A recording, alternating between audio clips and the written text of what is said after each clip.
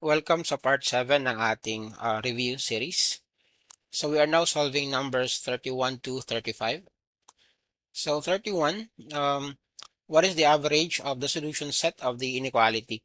So again, pag sinabing average, we just add everything together and then divide it by how many numbers, no? Yung inad natin. And then also take note that when we have absolute value, we need to consider yung positive and negative, no? So ang gagawin natin dito, we will have negative 2x plus 4 is less than 6, and this is greater than negative 6. All right? And then, we need to solve for x. So, ang gagawin natin, para mawala yung plus 4 sa gitna, subtract tayo no, ng 4 both sides. So, negative 6 minus 4 will give us negative 10. 2x yung naiwan. Sa kabila, meron tayong 6 minus 4, that is 2. And we divide everything by negative 2 para ma-solve yung ating x. And always remember, when you are dividing negative no, sa ating inequalities, mag-flip yung ating sign. So negative 10 divided by negative 2 is 5. Again, mag-flip yung sign. Kopyahan yung x. Mag-flip yung sign. This is negative 1. So yung solution set natin, we have 5 and negative 1.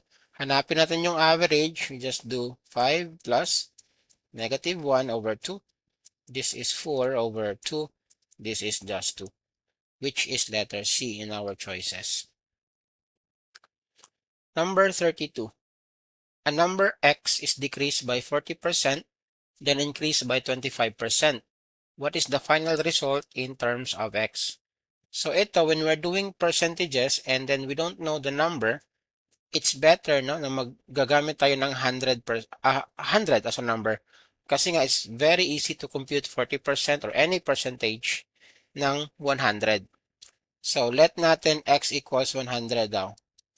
So, decrease by 40%, anong mangyayari? Pag decrease ng 40%, ang 100 will become 60, right?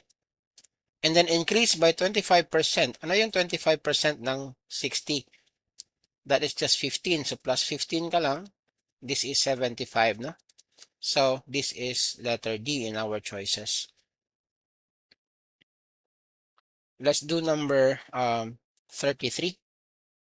Ang sabi dyan, the expression quantity of x plus y times the quantity of z minus x sub x minus y is equivalent to which of the following? So take note ito, masimplify natin to, di ba? This will become x plus y times z minus x plus y. And distribute lang natin. Yung x natin times z will give us, ito na lang, no? X, z, tapos x times negative x, that is negative x squared. Tapos x times y, that is plus xy. Tapos yung y naman, y times z, that is yz. So yz. And then meron tayong y times negative x, that is minus xy. Tapos y times y, that is plus y squared. Ito, makancel yan, makancel. So you are left with x, z, plus minus x squared plus y z plus y squared. Asan ba yan sa ating choices? Hindi ito. Alright, that is letter B in our choices, no? So yung ating number 33 is letter B.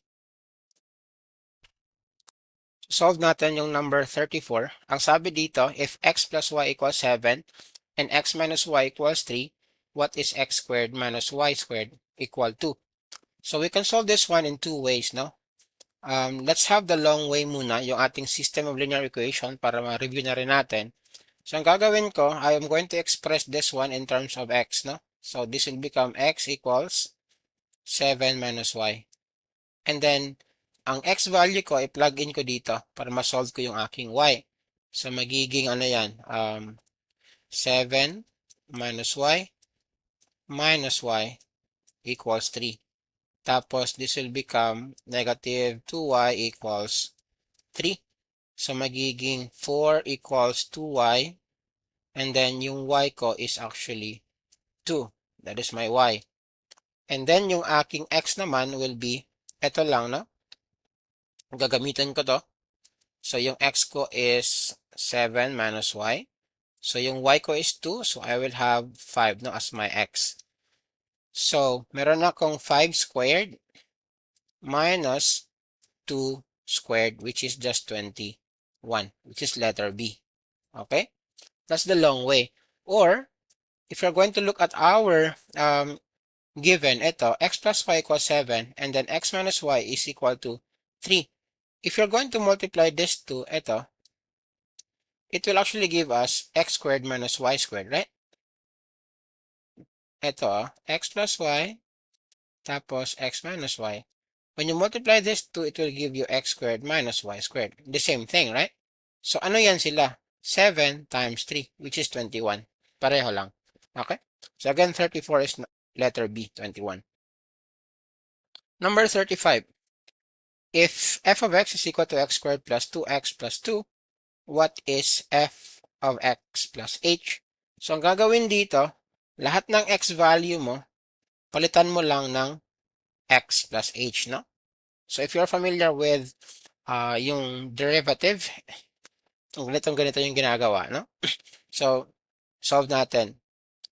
So, again, every x, palitan mo ng x plus h. So, meron kang x plus h squared plus 2 times x plus h plus 2. And then this becomes what? This becomes x squared plus 2 xh plus h squared plus 2x plus 2h plus 2. Alright? Meron bang pwede nating i-ano dito? Meron bang pwedeng i-combine dito? Meron ba? Wala. Wala naman, di ba? Walang common. X squared 2xh, h squared 2x, 2h plus 2. So basically, this is letter A in our choices, no? So number 35 is letter A. Follow for more.